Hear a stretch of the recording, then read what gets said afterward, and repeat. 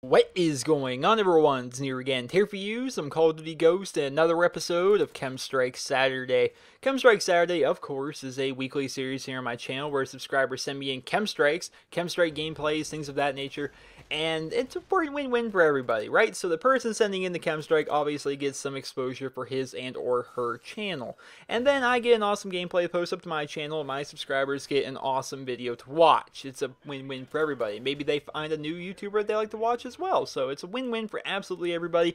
It's all fantastic stuff. Now, there's a couple different kinds of Chemstrikes, right? There's a few different kinds. There's typically, in my mind, two kinds of Chemstrikes that get sent to me. The first option is like really fast, really super duper amazing Phantasmo gameplays, right? Like for example, that 1 minute and 52 second long AK-12 Chemstrike on Tremor that I posted up last week. That was one example of a Chemstrike.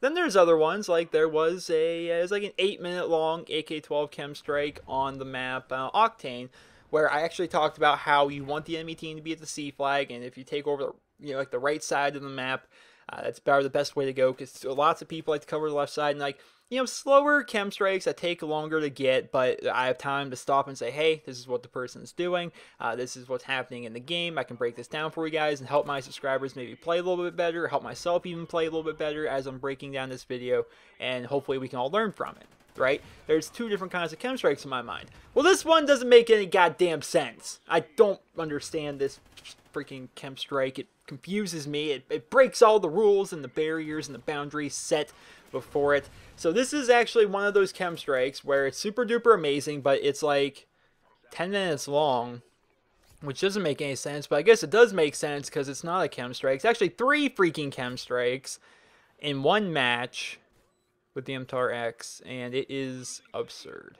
I don't understand it. It doesn't make any sense to get 3 Chemstrikes in a match. It doesn't make any sense. I'm fairly, almost 100% sure that he's playing by himself. He's playing solo, so he doesn't have the help of like teammates to help him get these Chemstrikes. He's just running around, and he's going to do it all by himself, which doesn't make any sense at all. So this actual Chemstrike was sent in. His name is Detrex. Alright, so his name is Detrex. He's a member of Team Caliber, which is kind of cool. He's part of the War Beast division of Team Caliber, which I think mainly means like really awesome public match play.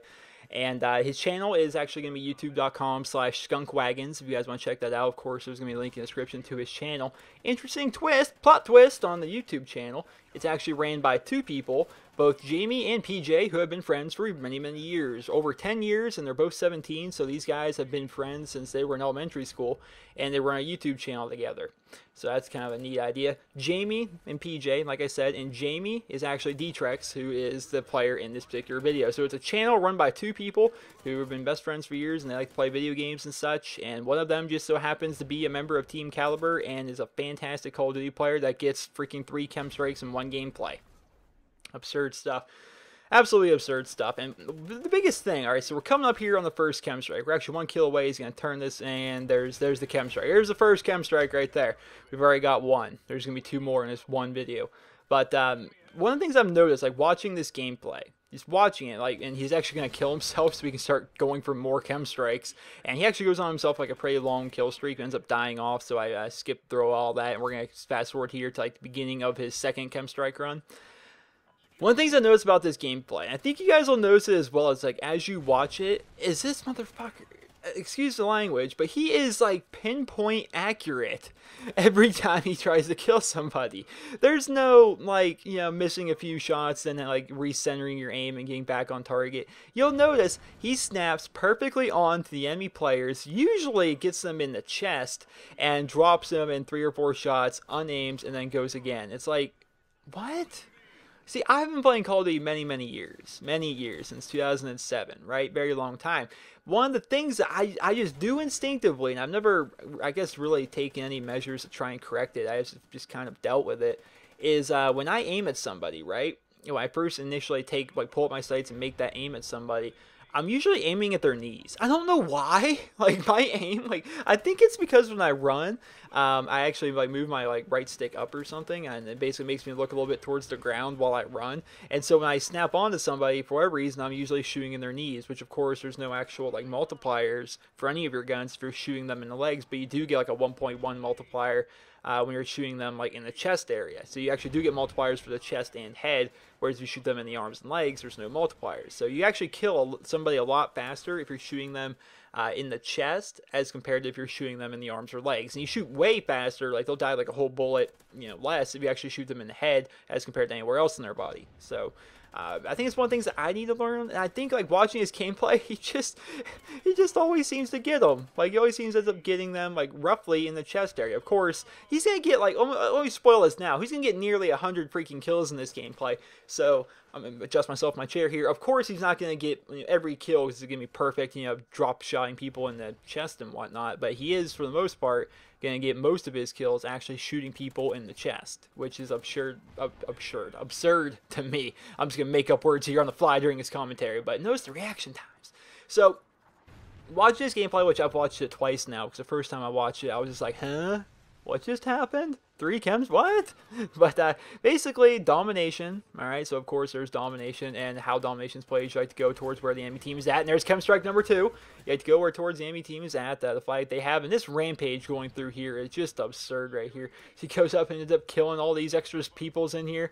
It's just fantastic. But I've noticed that he's playing solo, and here's what you do when you play solo, which I've actually had to learn this myself, because going into Call of Duty Ghosts, like all beforehand, I primarily always had friends to play with. I always played with a ton of people.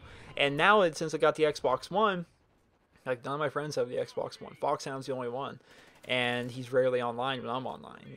I've always had to play solo or with subscribers or such, right? And it's like you gotta get used to like playing with essentially people you don't know, essentially people that probably aren't going to be the greatest players in the world. I mean, I've run into just many games where I just join the game by myself, and it's like, wow, my teammates are awful because there's a party on the enemy team. So what he does, he doesn't really try to play like exactly the best team player that he can be. I mean, he's not capturing flags, but damn if he's not like destroying the entire enemy team, which of course is a whole debate there, is that do you need to actually be the guy capturing flags if you're the guy that can run around and get 90 kills without any kill streak help at all? There's a whole debate to be had there, but basically what he does is he runs into the enemy spawn, he kills off all of them, and that's what he does throughout the entire video. If they're at the C flag, you can see what he's doing right now. He's actually capturing this flag because his team is losing now. He wants to make sure his team actually gets this win. He does what he can to help them win, but for the most part, he doesn't just go running aimlessly into the enemy flags trying to capture them. He stays a bit more methodical, goes in towards the enemy spawn, but of course stays in safer areas where he can actually just kind of get kills off people, rather than diving off flag and probably dying as he tries to get his 3rd freaking chem strike of the game, which is one of the things you have to do when you're playing solo. Not going for chem strikes and stuff. You don't need to go for chem strikes if you're playing solo, but when you're playing solo, you definitely have to play different. Like if I were playing with a full party, we'd all be running towards B, we'd be capturing it, we would kind of set up around B right now because it's a really close game. Like there's only a 1-point score difference. So we would all be camping around B for a bit, trying to get score up. But he can't really do that. He doesn't have teammates to help him out or rely on. So what's he do? He's going to say, okay, if we're having trouble holding on to B, I'm going to make sure I'm going to run into A flag right now and say screw you to all these people. He's just going to run in there. He's going to try and kill off as many people on the enemy team as he can, while his team can hopefully pick off the 1 or 2 people that happen to get by him and capture the B flag. But that doesn't end up happening. His teammates, actually, they're starting to get the B flag right now, but as you can see, he is just running wild through the enemy spawn right now, which I actually prefer them, I think, to be on the A side as compared to the C side. Like I'm more comfortable. I feel as though I can run into this building and do better myself. Like not him, but me personally. I feel as though I can run through this building easier than I can run through the C building, which we've seen him just go wild through the C building this entire video. But I prefer the A building. I prefer the enemy team to be at A while our team has B and C. That's how I like to personally run this map. But the gameplay, like you can tell, he's starting to get a little bit frantic because the score is very close. His team's actually down by 5 right now. The enemy team is basically, they've taken C, they've taken B. His team's taking A now, and it's like, oh goodness gracious, team, can somebody help me out here? Help me out here! I've got 2 chem strikes to call in, for freaking Pete's sake. And he's just running around, man. He's gonna run around just trying to get some kills right here. He's very close to his chem strike, but the gameplay is like rapidly like coming to an end. Like it's 194 to 191 right now. It's like, oh my god, like my heart starts pounding watching this gameplay. I'm like, is he gonna get the third chem strike? I don't think he's gonna, even though the video he sent me is titled Triple Chem Strike. I'm not sure if he's gonna get it. Like it was just getting really fast and really intense, and like it's intense. If it's intense watching a match, imagine being the person playing it. He's gonna kill this guy through the little barricade down there. Right now, it's like really close to the end. He picks up his third chem strike and gets shot and tries to call it in, and he can't. So what happened here is D-Trex actually gets himself 3 chem strikes in one match, but does not call in any of them, which is just funny. I mean, if it's recorded like this, then it's still, you got the chem strike just because you didn't call it in. I mean, you can't say, oh, he didn't get it in. He actually didn't get 3 chem strikes. He didn't call them in. I mean, he had all 3 of them. Just wasn't enough time in the game to call them in. But a final score of 95-4, which of course is an absurd. It doesn't make any sense. I posted on Twitter after watching this gameplay for the first time. I'm like, this gameplay that was sent in for Chem Strike Saturday, I don't know what just happened.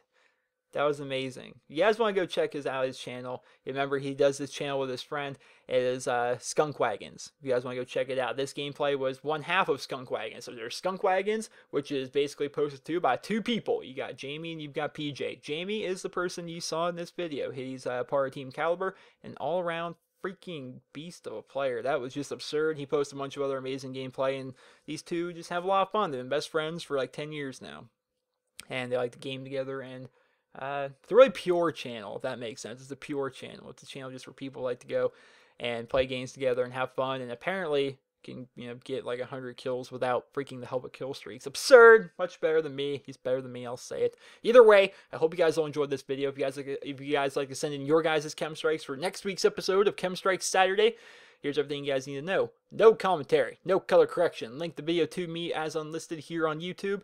And if it's a good one, an awesome one, then I'll do my best to go ahead and look through them. And if it's really amazing, I'll post up and maybe help out your channel a little bit. That's the whole point of Chem Strike Saturday. Everything you guys need to know is on the screen right here. So I hope you guys all enjoyed this week's episode. If you guys did, be sure to leave a rating. If you guys like to check out D-Trex and his other amazing, awesome gameplays, as well as him and his friend and all that whole thing going on over there at youtube.com/skunkwagons. And there's of course, link on your screen right here. There's a link in the description so you guys can go there and you guys can click over to his channel. So I hope you guys all enjoyed. Be sure to leave a rating. Leave a rating here. It's a freaking triple chem strike. Leave some ratings here. And I hope you guys all have a wonderful day. I was banging 7 grand rocks, that's how I roll. I got 1 year ago. Are you bipolar?